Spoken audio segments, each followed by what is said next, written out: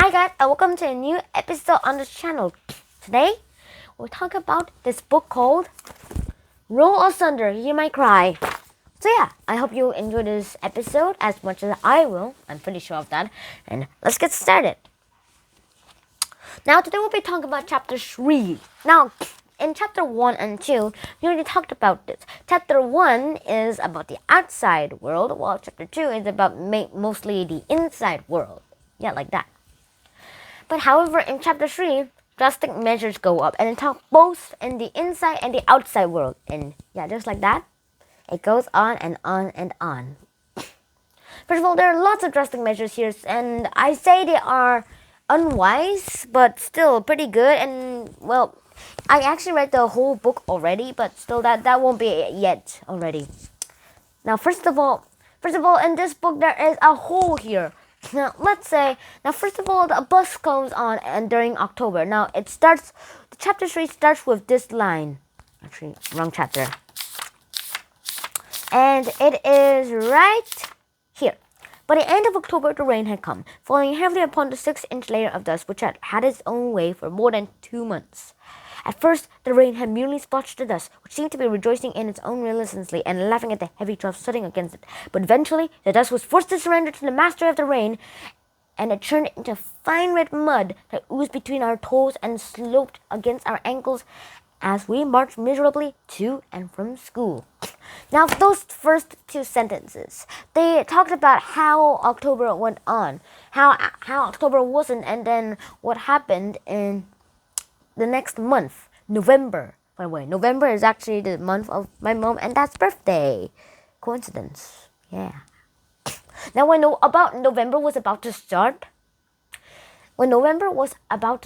rain started coming down, and then more of the buses started using the water from the mud water from the rain plus the dust on the ground mixed together to spill it onto the close black people. Cassie,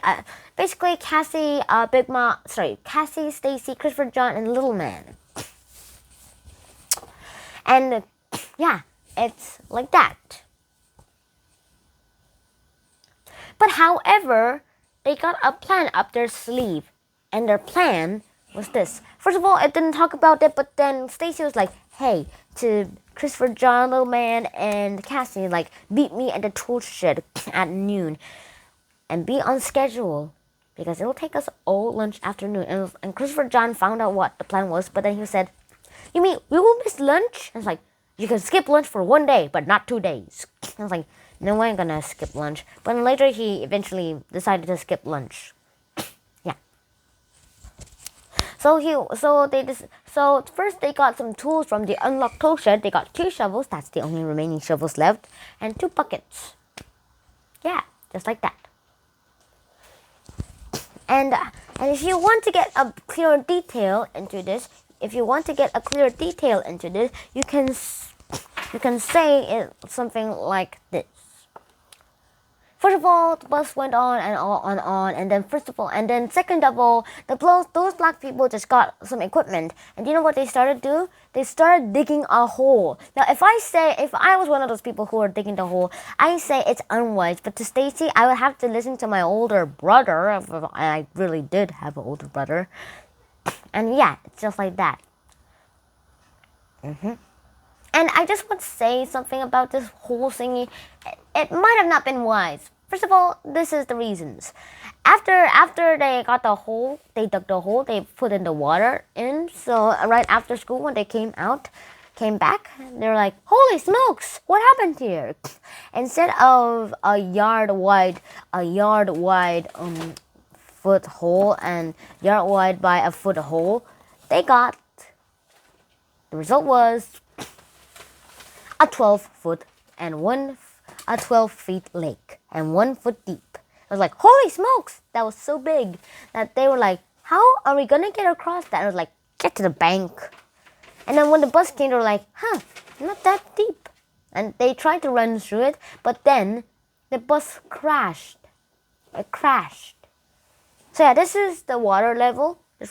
And this is where the bus is going. First of all, I went there, and then when went over the water, it crashed right there, and everyone panicked. and the driver was like, oh no. And press the rear emergency exit. First of all, he put a little foot onto the ground until he touched ground, and then he stepped out, and then he was like, watch the whole bus, and they were like, and everybody was like, hey, can we fix it, Mr. Grin? Yeah, like that. Mr. Grimes was like, fix it, hold it out, and then he was like, no, this will take a week, a few hours or days to get out. Now, first of all, you all have to go and walk home yourselves. And then Uncle was like, Mr. Graham, will you be able to pick us up tomorrow? And it was like, girl, it will take about 2 weeks. You'll be walking about 2 weeks for me to haul it out and getting back to Strawberry for fixing. And that won't be pretty good. So you'll have to be walking from now on a few days, probably a week. And everybody groaned. They all went to the lake, to the bottom of the lake, and then they all went, and tried to jump onto the edge. Most of them miscalculated, and they all went into the lake. By the time most of them came out of the lake, they were all unspirited and unhealthy and also very wet. That was the only pro that they got, but it was a con. And then later, those black people would be laughing about it. Now, if I wanted something for revenge, I would do that trick, but I will never expect the 12 feet to sing. And since it rained, I guess it will happen because, well, first of all, scientifically reasoning, the dust and that road kind of feels like sand. So it wears and tears. Later, these girls, the girl and the boys, will be laughing about it, and they'll be scolded by their moms, which I think is pretty good, which I think it serves them right because of what they did, but the mother doesn't know and probably suspects because of the laughter. Yeah.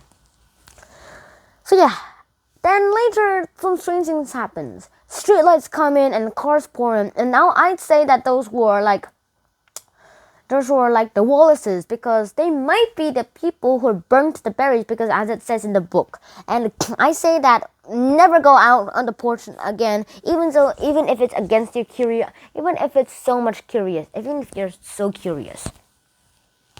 Yeah. And if you just want something, it'll be pretty undoey. I don't have anything more to say, but I do have one thing to say. When you get revenge, plan first. Plan what will happen to that thing and what will happen in the future.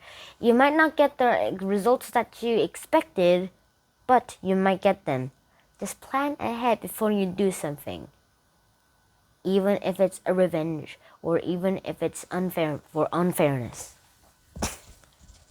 Yeah. So yeah, I hope you enjoyed this video as much as I did. Please like, share, and subscribe this video if you haven't already. And I'll see you in the next episode. Shunhan out. Peace! Dun dun dun. Fab!